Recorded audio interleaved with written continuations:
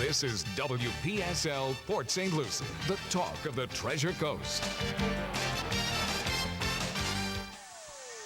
The opinions on this program are those of the program host and guest and not necessarily those of WPSL. WPSL does not endorse products that may be mentioned. Any reproduction or retransmission of this broadcast is strictly prohibited without written consent of WPSL. Legal questions? Ask a lawyer. Give us a call at 340-1590, 340-1590 here at the studios of WPSL. And Ask a Lawyer with your host, attorney Stuart M. Address. Good morning. I'm Stuart Address, and this is Ask a Lawyer for a Valentine's Day in 2020. So let me say to everybody out there, Happy Valentine's Day! Happy Valentine's Day, sweetheart. I think your sweetheart just got flowers, didn't she? Yeah, I don't know who from. I hope it's from you. Well, let me send out a few special Valentine's messages. Consider this the modern equivalent of those days when you had little hearts that had little sayings on them. Send one out to my mother, who is having a medical procedure right now. Hopefully everything is going to be fine. One to my sister, who is with my mother and is watching on Facebook Live right now. So I'll say happy Valentine's Day to you, Ilana. And you're taking great care of Mom, and I certainly appreciate it. And to my sweetie, who unfortunately is not with me. She is in Reno, lucky girl, visiting some family. So I'll have to, I don't know, do something. Party! No. It's, you know something? You get used to being with somebody. Being alone isn't so much fun. All right, so speaking of that, why don't we segue right in to Valentine's Day lawsuits? I hear laughing from like 3 offices down in the studio. Better than a Valentine's Day massacre. Well, yeah, absolutely. But some of these... Although it could be the same. Some of these lawsuits could be the same. Yes, absolutely. So let me just give you a few interesting ones, and then we'll go into, a real issue that does come up quite often. Here's one that was in 2018. A customer sued a restaurant in Oregon for $100,000 because of a bad Valentine's Day dinner disaster. So what happened was she had made arrangements with the store for Valentine's Day for her and her husband, a table for 2, and things didn't go quite right. So instead of complaining to the store manager or even leaving a bad Yelp review, she went a little bit further. This was in Portland, Oregon on Valentine's Day, and it turned out her husband was unable to join her. It wasn't because he was working late. He just had a big lunch. I think he was going to be in a lot of trouble when he got home anyway, and I don't think what happened thereafter helped. So she's sitting there and nobody's coming to take her order, and she finally mentions that to somebody. And she's politely asked to give up the table. Well, her other party was not with her, and I assume on Valentine's Day they wanted to have the most people sitting at tables spending lots of money on sometimes higher-priced Valentine's Day menus. And she was embarrassed. She described herself as humiliated. She said she was crushed. Now, I'm not quite sure whether she was crushed over being asked to give up the table or that her husband had a large lunch and didn't join her. I would not want to be him when she got home. So she decided to bring a lawsuit against the restaurant for $100,000 and for a public apology in person and on the news by the restaurant. So how much did their divorce cost? That's a good question. I wish I could follow up on that, but they didn't give me enough information to do that. But I really, really would not have wanted to be that guy when she got home. So that thing actually did go to court? Well, it didn't get to a trial. No, yes, it couldn't have. It did go to court. Now, I don't know whether it was settled or whether it was dismissed but it did get filed. Here's one. A supervisor is sued over a Valentine's Day gift. What? A male supervisor was found to be violating his store's sexual harassment policy because he gave his female supervisor a greeting card, a stuffed animal, and a box of chocolates for Valentine's Day. So what? That's right. Then when I read that part, I was like, so what also? That doesn't really sound very sexually harassing. Well, the plaintiff female supervisor claimed that the gifts were sexually suggestive. The male supervisor said he was being set up by the female to get his position because she demanded that he give her gifts for Valentine's Day. This is what we call a he said, she said. And these things are very hard. I had a couple people this week, really.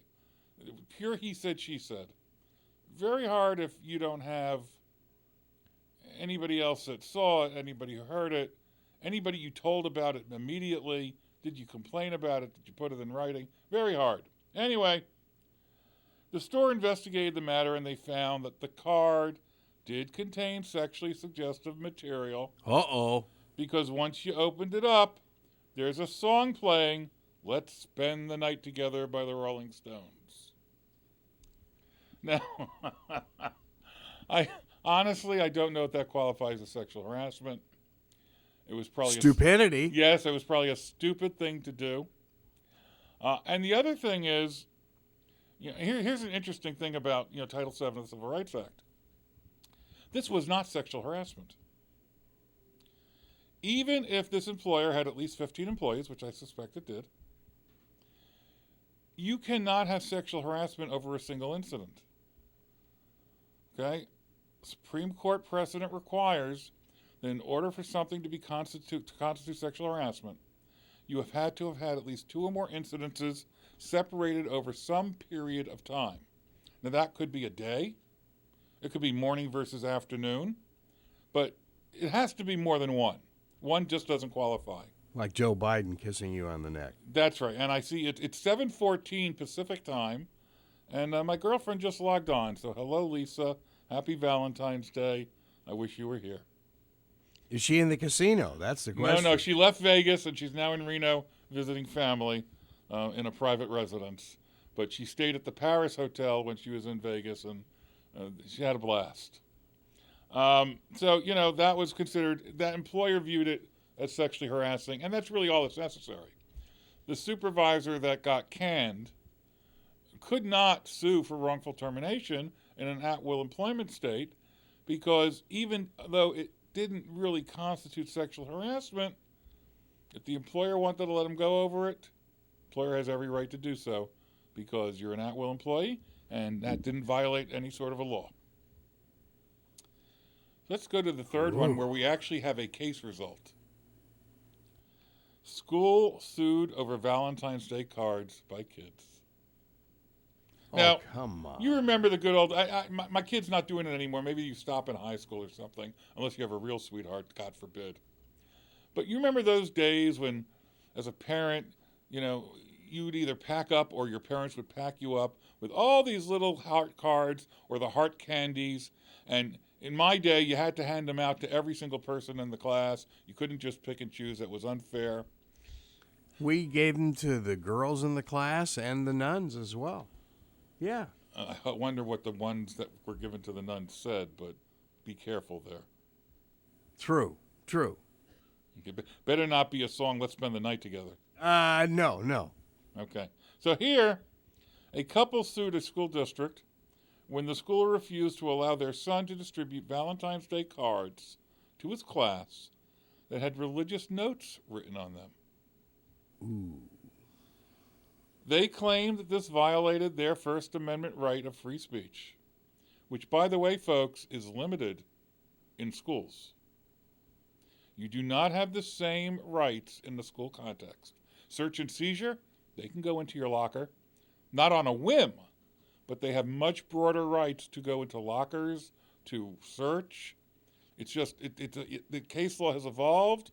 In the school context, they have more expansive rights to limit what would be considered First Amendment rights and, do search and seizure, which would Well, be an SRO can go in anytime, right? Well, I don't think it can't just go in on a whim. You have to have some reasonable suspicion. But you don't have to go get a warrant. And Right, yeah. if you hear that a group of kids in this class did this, you can go open up all their lockers. That's reasonable suspicion, which you couldn't do, outside of a school context. But anyway, that's what they claimed. So the boy and his family had prepared cards that had notes about the history of St. Valentine with passages that were from the Bible. When the teacher found out that these were religious notes, the teacher didn't allow the boy to pass the notes out to his classmates. The lawsuit claimed that the couple were denied their due process rights and treated as outsiders because of their beliefs. This one actually has a result here. Federal Court, Eastern District of Wisconsin, 2018. Court says, there can be no doubt that in handing out her homemade valentines to her fellow students, friends, and staff at school left blank, Olson was engaged in a constitutionally protected form of expression. Olson's conduct bears some resemblance to hand-billing, which has been defined as the practice of offering written material, be it handbills, pamphlets, tracts, advertisements, booklets, notices, or other information, to individuals in public places for their acceptance or rejection. So the parents won. Wow. Really? They did. And when I first read that, frankly, I would have thought they were going to lose because of the ability of schools not to restrict all rights, but to restrict rights to a greater extent than you would be permitted to do outside.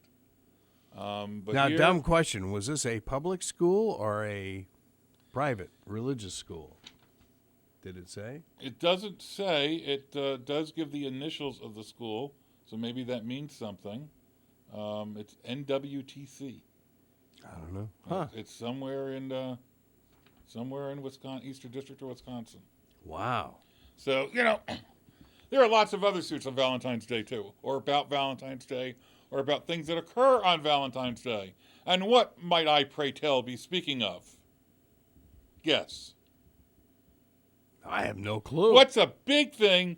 Make believe this is Family Feud. Number one answer. What is the most significant thing that often occurs on Valentine's Day? Primary elections. Buzz. Okay, you over there, you can steal it. What's your answer? Chocolates? Buzz. Engagements. Oh, those. What happens to the what happens to the engagement ring if the wedding doesn't occur? She keeps it. Does she? Yeah, Are you sure? certainly. Do you want to bet your station on it? I would think so. Oh, don't go to Vegas, though. That's a bad bet. Wait a minute. You give her an engagement ring. That's right. In theory, just with the plans of a wedding. Okay.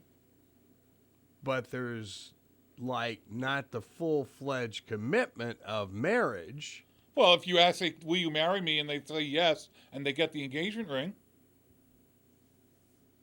Wow. Really? So what happens if it's called off? Ooh.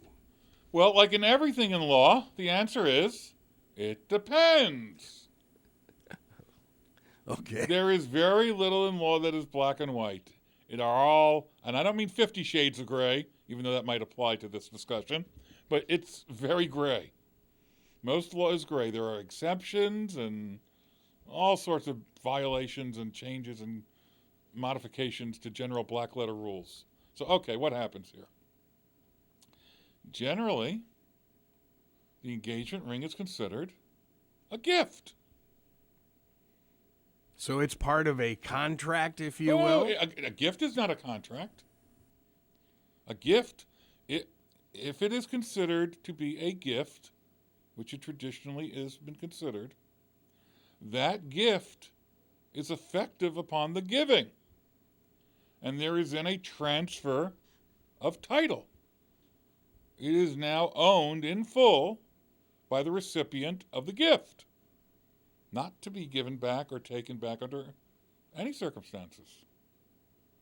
Unless you're talking about, the old form of Indian giving. But what happens when a gift is not a gift?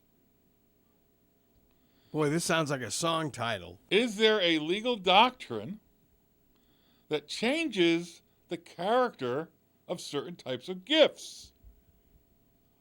This is awesome. By the way, I'm not talking about GIFs that you put on Facebook. I'm talking about GIFTS. I'm from the north. I'm not sure I'm pronouncing the T when I say gifts. Sounds like gifts, not gifts. I must enunciate. All right. I won't hold you in suspense. When it is considered a gift, the transfer of title is complete upon the giving. However, many states consider it a conditional gift. Ooh. A legal doctrine created out of whole cloth. But, viewed by many states to be effective, and there are statutes in some states, and other states it's just codified, common law from precedent. So what happens here? In the states that consider a ring a gift, if the marriage doesn't occur, the condition precedent did not occur, and therefore the consummation of the gift is not effective. If the consummation of the gift is not effective, that piece of property must be returned to the giver.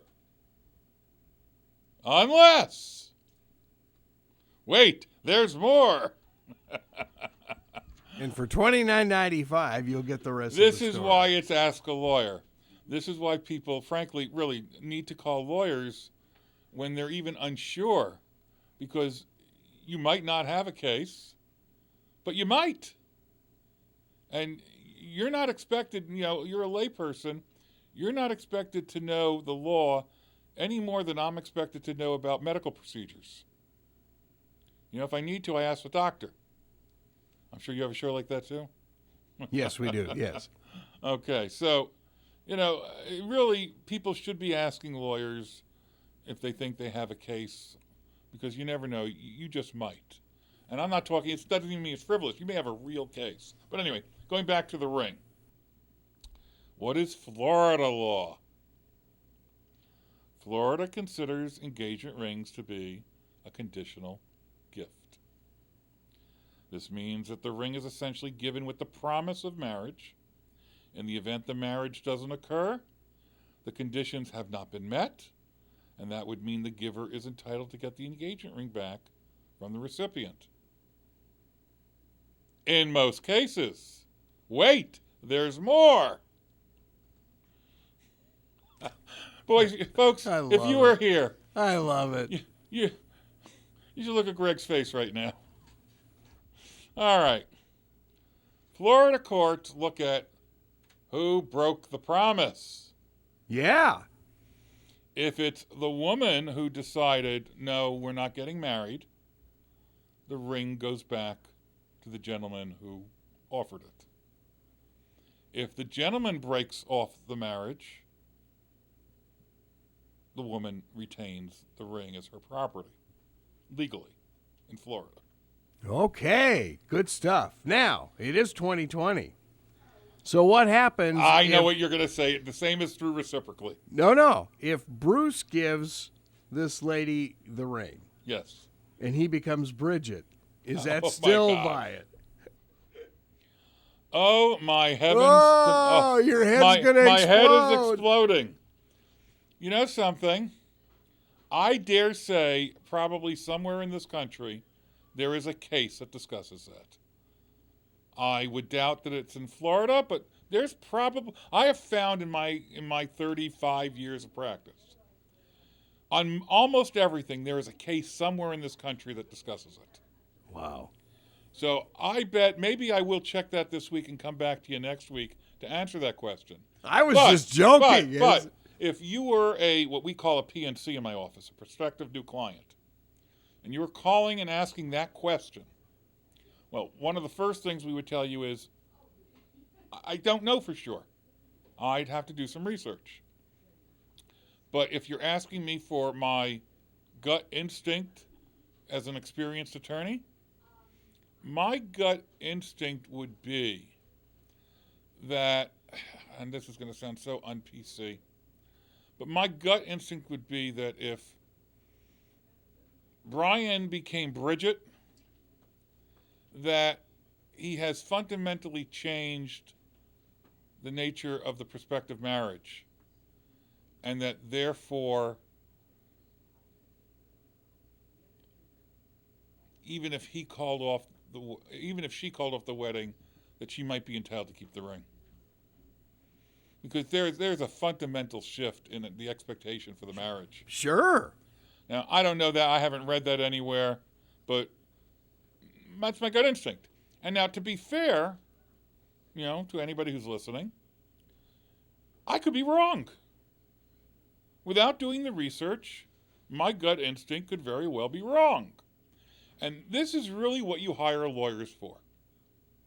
Most lawyers may know an area or two fairly well and be able to give you very good answers off the top of their head just from experience. But most civil litigators know civil litigation. Maybe they know an area or two, like I'm pretty good on, Title VII and discrimination and civil rights. But somebody comes into me with a real estate question. I'm not an expert in real estate. I'm not certified in real estate. Doesn't mean I don't have fairly good instincts, I think, from my experience. But I could be wrong. And what you really go to a lawyer for, unless you're going to an expert in that area, you're going to a lawyer who knows how to find out the answer.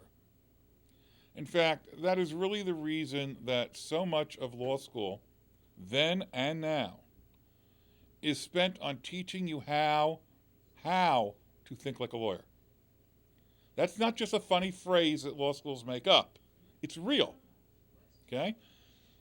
The day before I started law school, way back in 1982, we're all together and they say, look to your right and look to your left. They really do this.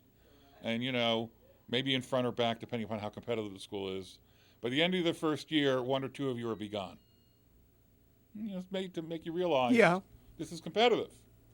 And if you're at a really good law school, and I was, one of the things they tell you is, don't think you're hot anything, because everybody here has those grades. Yet somebody's going to be at the top and somebody's going to be at the bottom. So better not stop fighting right now and resting on your laurels. What was the washout rate at your school? About 30%? 40%? No, I would say it was probably less. I would say the washout rate after first year of law school was probably somewhere around 20%. Yeah, that makes sense. Not just because maybe they couldn't cut it, but maybe because you start and you realize this is really what I want to do. And that is a legitimate, decision for somebody to make. Some might say a smart decision.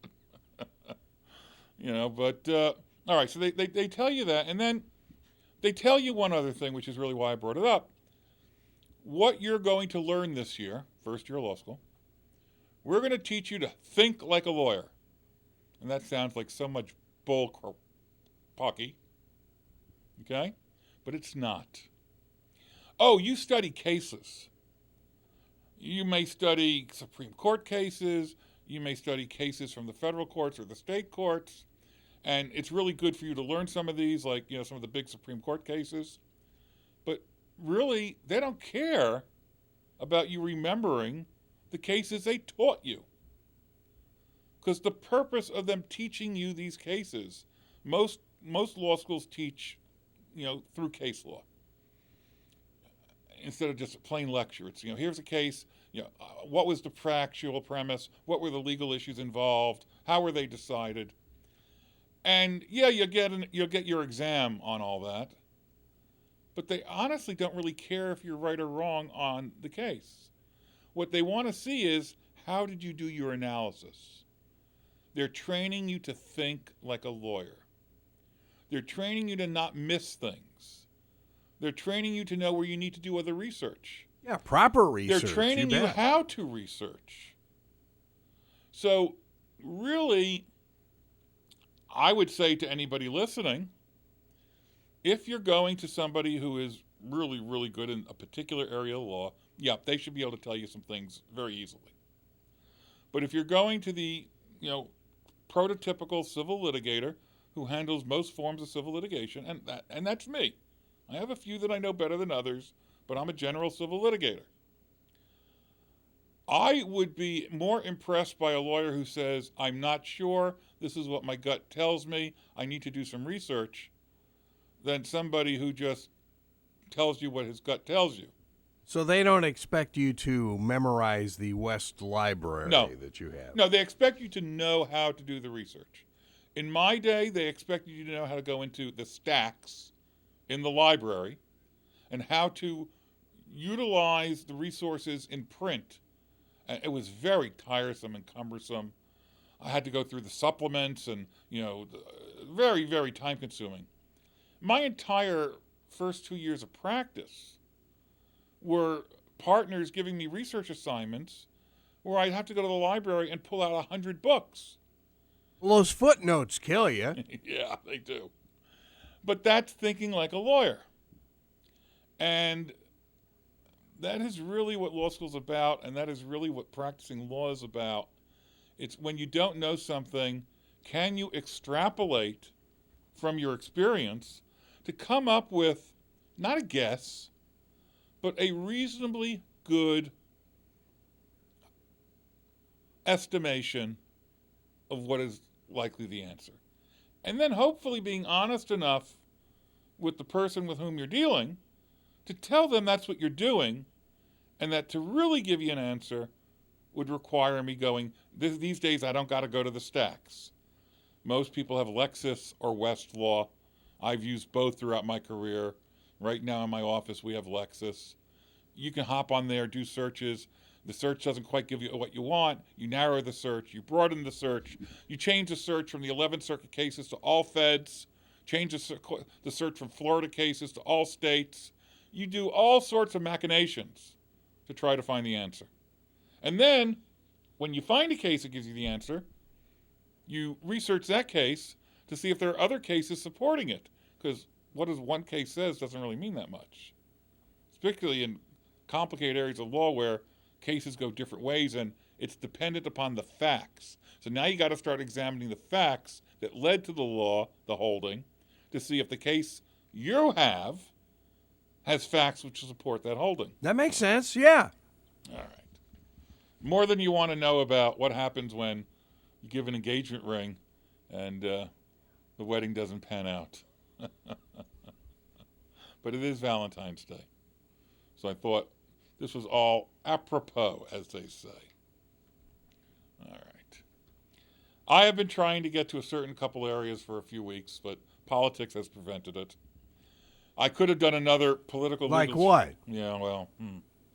Oh, by the way, do you want to... Roses are red. Yeah. Violets are blue. Trump just tweeted, screw you. Yeah, to his attorney general. Yeah, well, that too. That, okay, that's poor Barr. I feel so sorry Poor for Barr, he's become a sycophant. Well, I mean, seriously, how does that Justice Department do their job? They don't. They can't. Yeah, I mean... Or they can, but the public perception is they're as bad as Congress. Well, Congress is and this is, cause. I didn't want to go here, but this is what happens when we say tearing down the fundamental institutions of our country. Yeah. Taking away respect for the press. Taking away further respect for the Congress. Now destroying respect for the judiciary and the rule of law. Casting doubt on whether equal application really does occur. This is what happens when you tear structures down. Yeah. And that is my fear at least. Is democracy over? No, it's not over. 4 years from now, maybe, it might be seriously on life support. Because I know where I'm going to get calls, and I'm never going to get to this other area again until next week. But this is the danger of the so-called imperial presidency.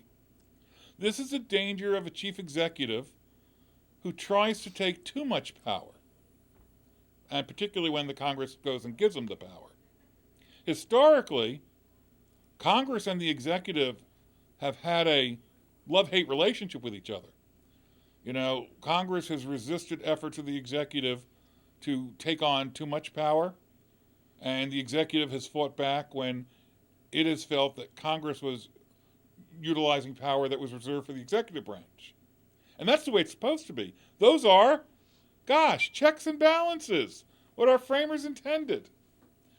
But when, that doesn't happen, we now get as close as you can to an emperor. So I know we have a call, and this is probably somebody yelling at me.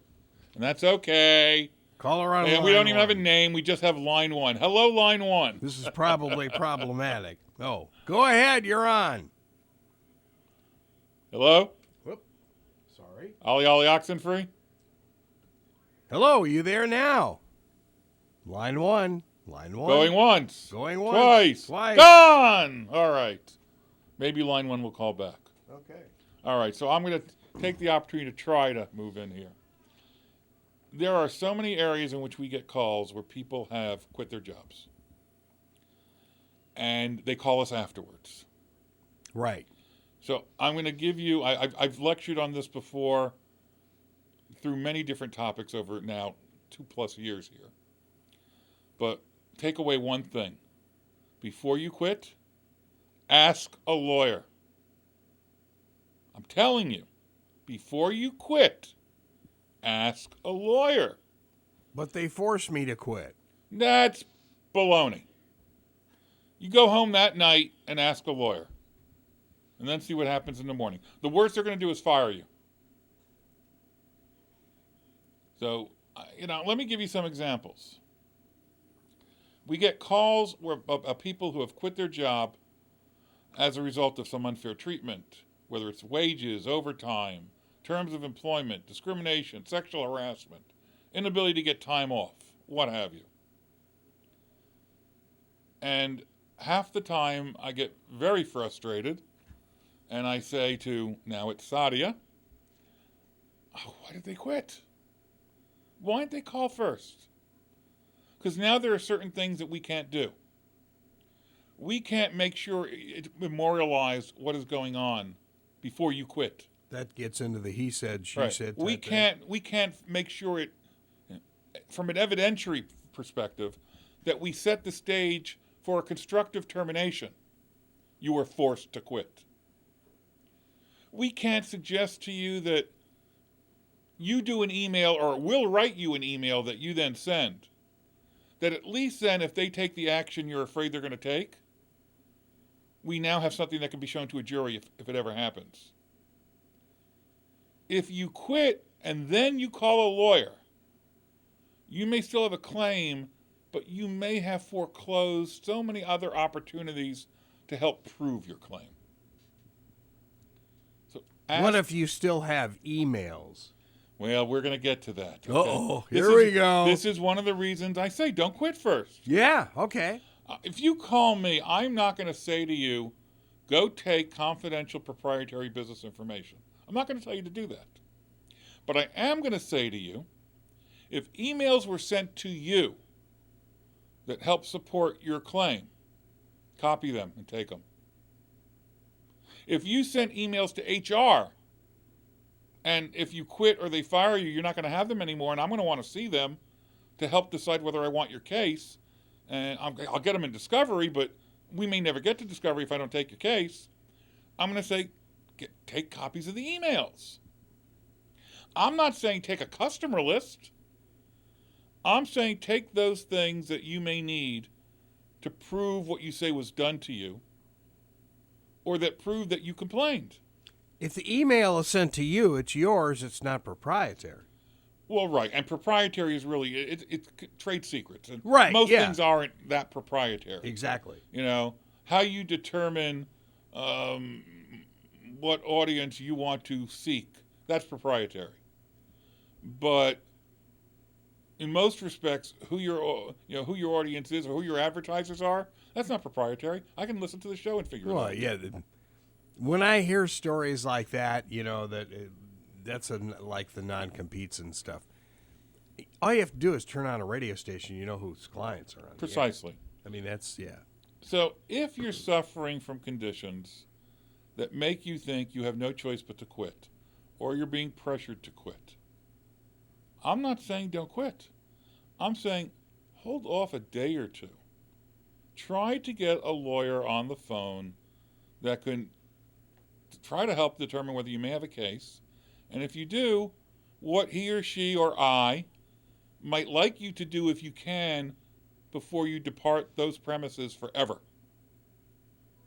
And have all computer access turned off and everything else. Sure. Oh, yeah.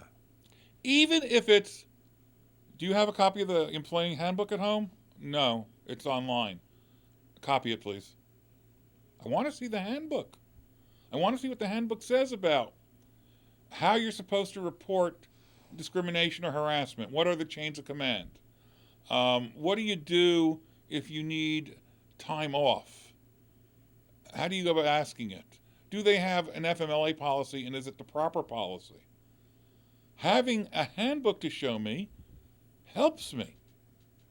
But if you've quit and you say, oh, yeah, there was a handbook, but it was only electronic, and so we'd look online if we had a question.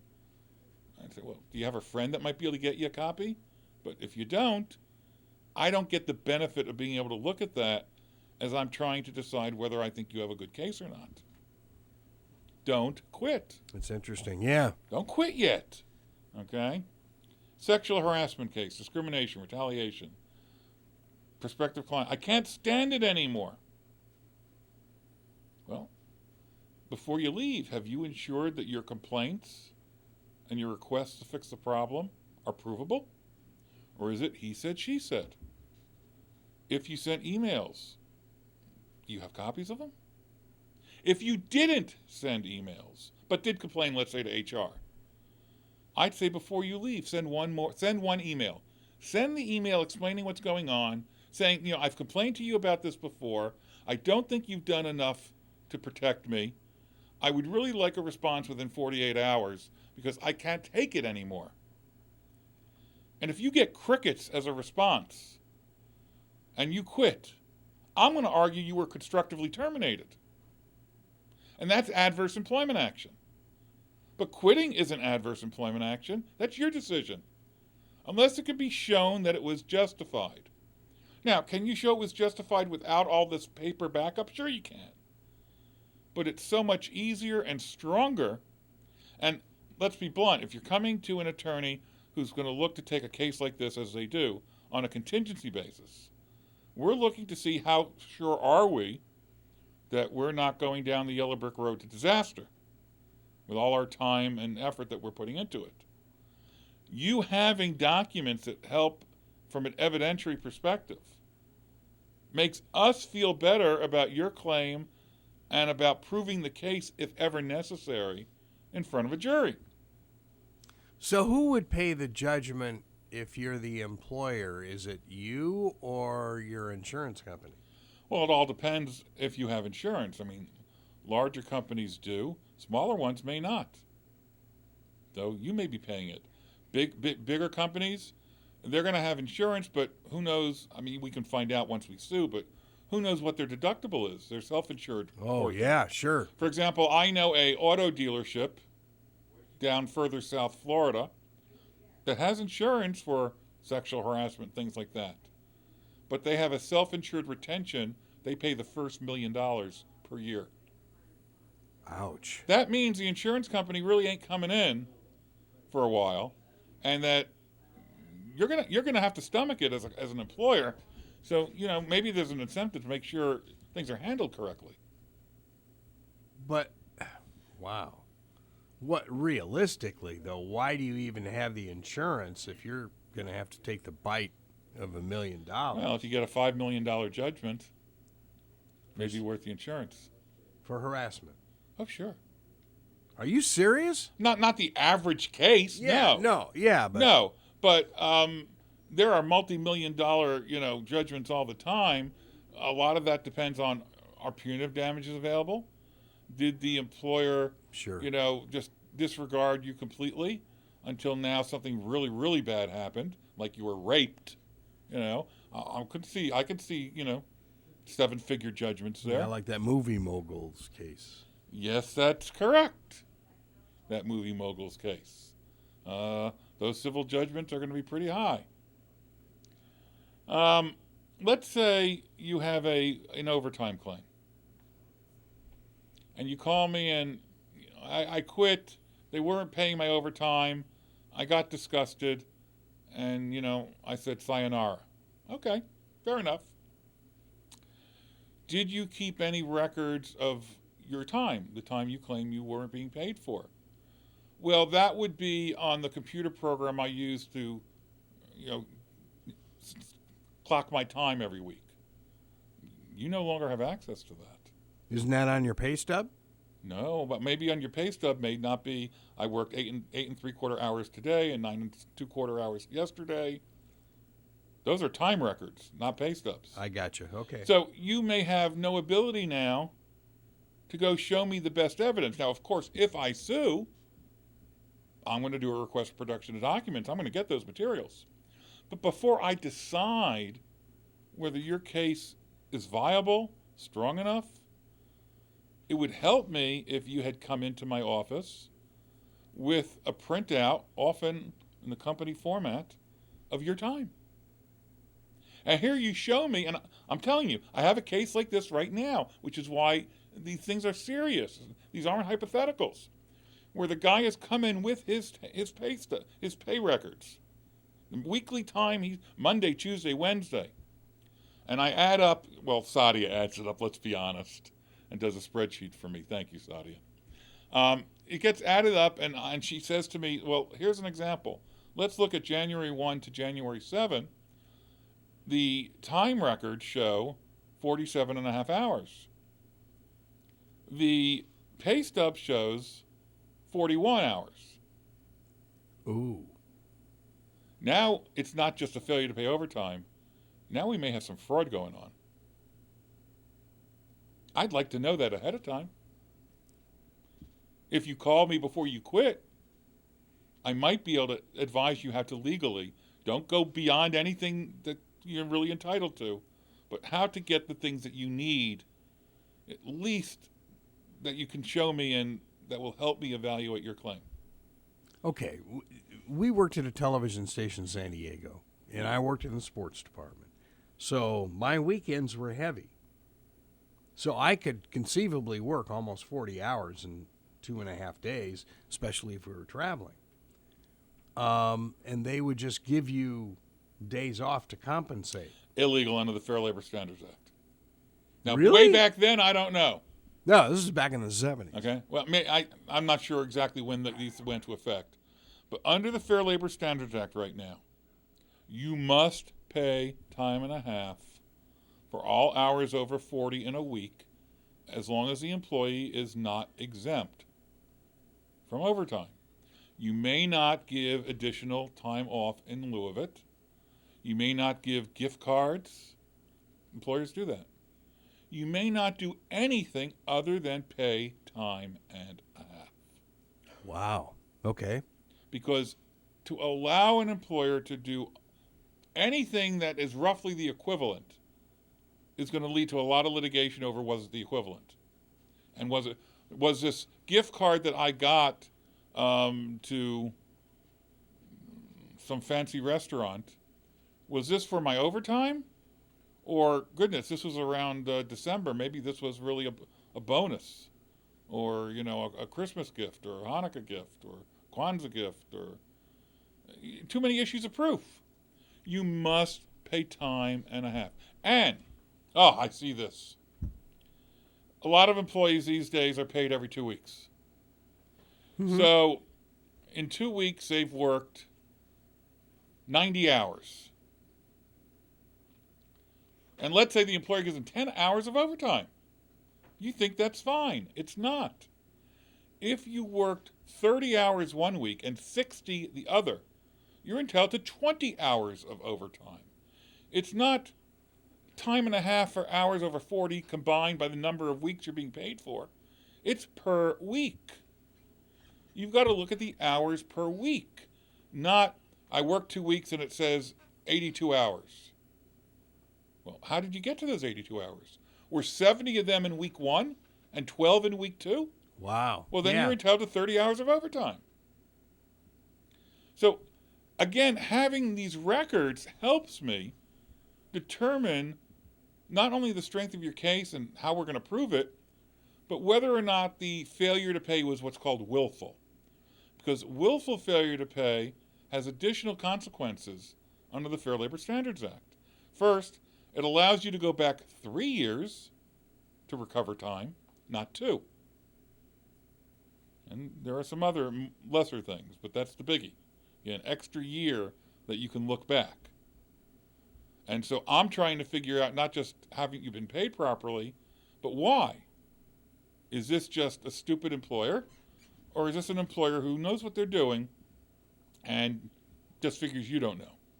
Well, and it's funny because, like in Los Angeles, our talent union said that they could work us overtime. And, you know, obviously they put in for that.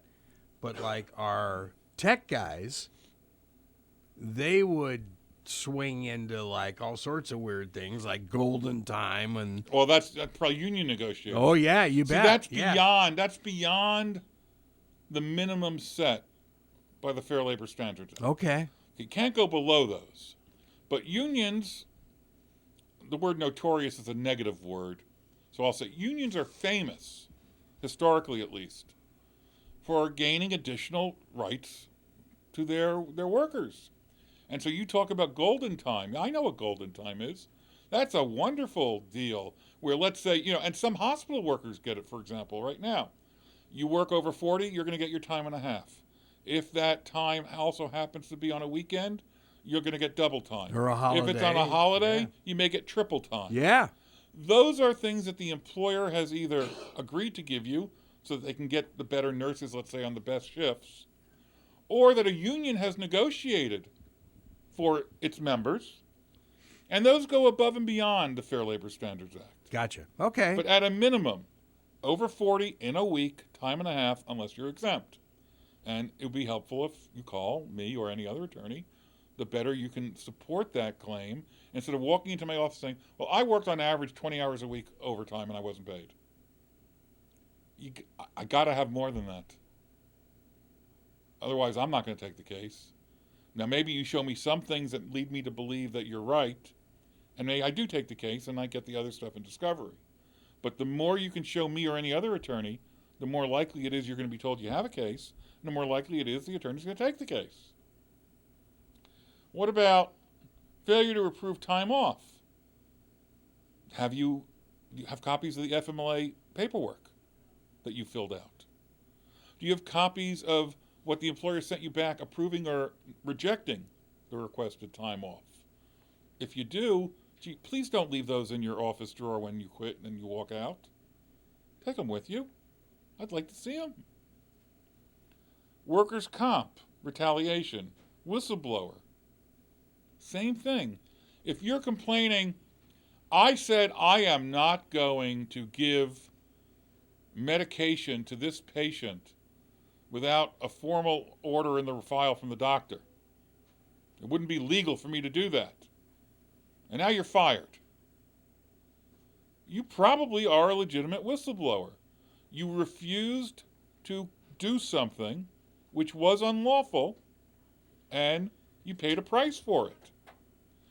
But let's say this wasn't just a one-time thing. Let's say this was going on, and you've written emails to HR or to your supervisor. I want those emails up front to see that you're really a whistleblower. Sounds like you got a case. Yeah. So the moral is, as we wind down in time on Valentine's Day, please, if you are going to quit a job because you feel compelled to, but you think that you may have a claim, and this is why you're quitting, because they're doing something that's not fair, it's not right, please call a lawyer and ask about it before you actually do the dastardly deed and quit. We may be able to help you. We may be able to help you either keep your job. We may be able to help you get what you're entitled to. We may be able to at least set a record so that your legal claim is stronger if we ever have to take it to a trial. So, I mean, that's just the moral I really, really want to leave on this topic, and I'm glad at least I finished this one. How many of these cases go to trial? Okay.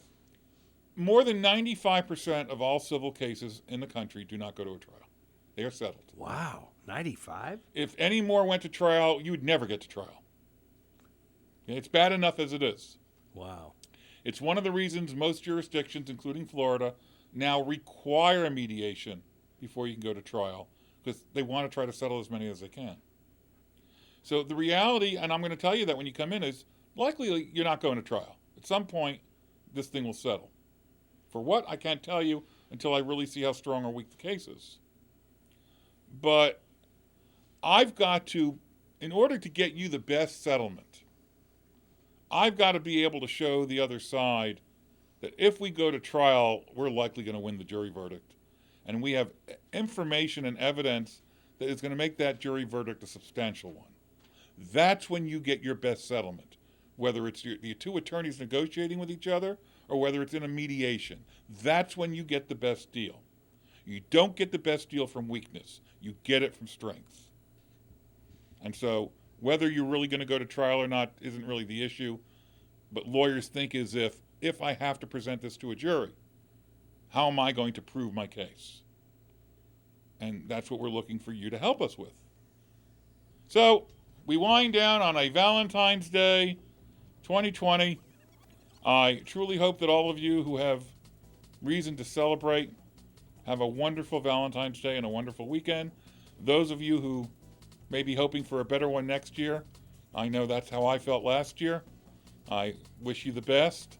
So for everybody who's listening, have a great weekend, have a wonderful week, and we'll be back next Friday. This is Stuart Address for Ask a Lawyer.